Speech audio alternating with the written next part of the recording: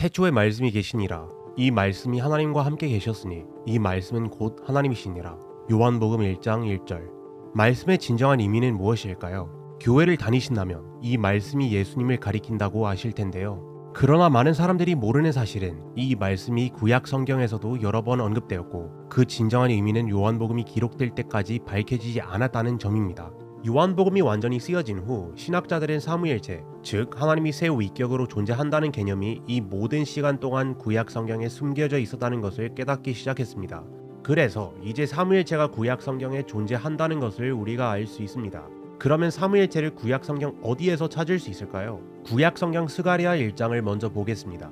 7절에는 여호와의 말씀이 선지자 스가랴에게 임했다고 기록되어 있습니다. 일부 성경 번역본에서는 단순히 여호와께서 스가랴에게 말씀하셨다고 하지만 이 구절을 여호와의 말씀이 스가랴에게 임했다라고 번역하는 것이 원어 히브리어의 의미를 더 정확하게 전달합니다. 그래서 다음 질문이 떠오릅니다.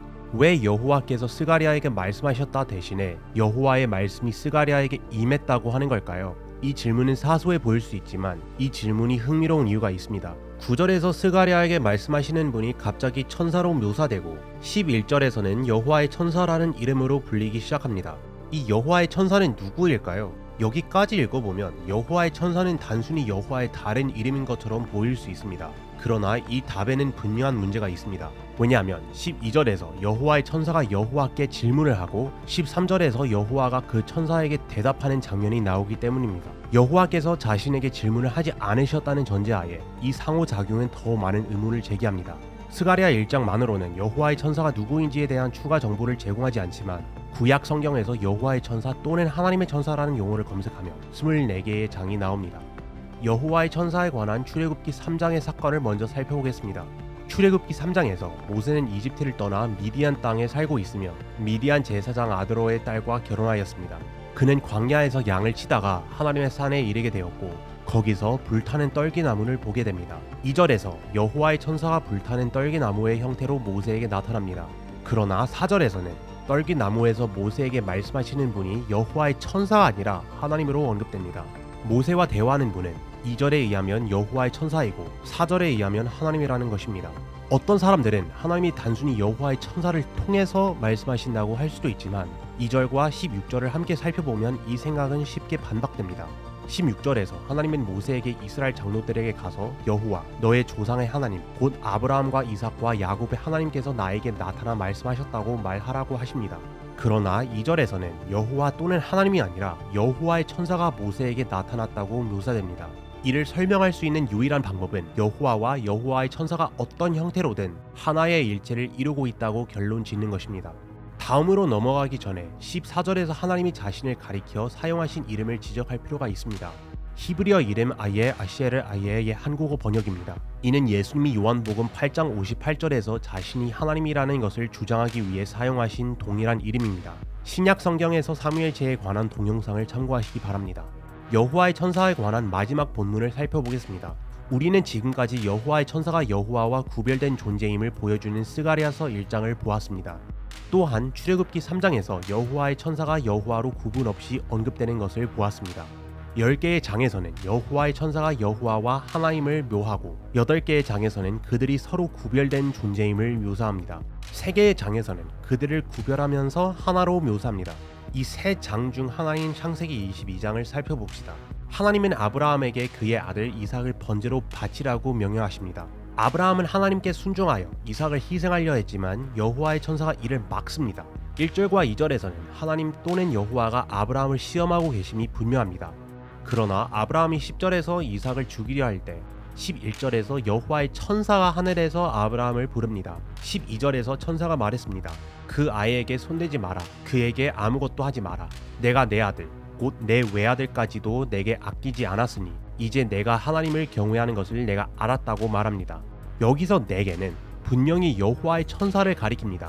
그러나 2절에서는 아브라함을 시험하신 분이 여호와의 천사가 아니라 하나님임을 분명히 보여주는데 말입니다.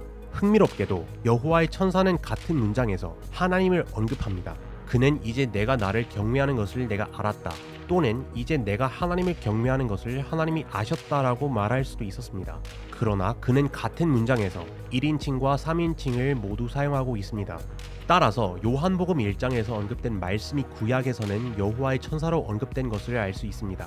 일부 사람들은 성령이 신약 성경에 와서야 등장한다고 생각하지만 이는 사실이 아닙니다. 구약에서도 여러 차례 성령이 언급되며 이사야 63장에서도 성령이 언급되고 있습니다. 이 구절에서는 성령과 여호와의 영이 서로 번갈아가며 사용됩니다. 지금까지 살펴본 내용을 통해 우리는 구약에서도 삼위일체 하나님이 드러났다는 결론을 내릴 수 있습니다. 신약에서는 새 위격의 아버지, 아들 성령으로 드러났습니다. 구약에서도 유사하게 여호와의 천사, 여호와의 영으로 존재하는 한 분의 하나님이 있습니다. 여호와의 천사는 직접적으로 여호와로 언급되기도 하고 여호와와의 상호작용하시는 모습도 보여집니다. 또한 신약에서 깊이 있게 다루어지는 성령이 구약에서도 성령과 여호와의 영으로 등장하시는 것을 볼 수 있습니다. 아마도 지금쯤 가장 흔하게 제기될 질문은 왜 유대인들이 삼위일체를 강력히 부인하는가일 것입니다. 이것은 우리가 구약 성경의 새로운 해석을 강요하고 있다는 것을 보여주는 것일까요?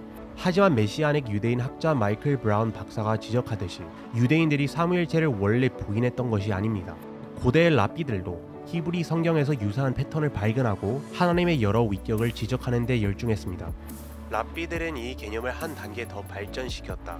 하나님이 종종 접근할 수 없는 존재로 인식되었기 때문에 여호와와 그의 지상 창조물 사이에 어떤 연결고리를 제공할 필요가 있었다. 랍비 사상에서 중요한 연결고리 중 하나는 말씀으로 아람어로는 mem나라고 불린다. 이러한 인식은 BC 13년에서 AD 45년 사이에 살았던 헬레니즘 유대인 철학자 필론의 글에서도 볼 수 있습니다. 필론은 로고스 또는 하나님의 말씀이 아담을 창조한 존재이며 창세기 1장 27절에서 아담이 말씀의 형상대로 창조되었다고 이해했습니다. 필론은 그의 저서에서 로고스를 1400번 이상 언급했지만 특히 중요한 몇 가지 예가 있다. 신약 성경 학자 레리 허타도의 말을 인용하자면 필론의 로고스를 두 번째 신이라고 부르며 창세기 1장 27절에서 아담이 창조된 하나님의 형상은 실제로 로고스이며 이는 영혼의 이성적인 부분과 닮아 있다고 말한다. 필론에 따르면 지상의 어떤 것도 하나님 자신의 직접적인 형상일 수 없고 필론은 또한 로고스를 중재자라고도 부른다. 따라서 우리는 구약 성경에서 여호와의 천사, 여호와의 영이라는 새 위격으로 드러났다는 결론을 내릴 수 있습니다. 삼위일체가 구약 성경에서 매우 간접적으로 암시되었지만 말씀이 육신이 되어 우리 가운데 거하셨을 때 우리에게 완전히 드러나게 되었습니다.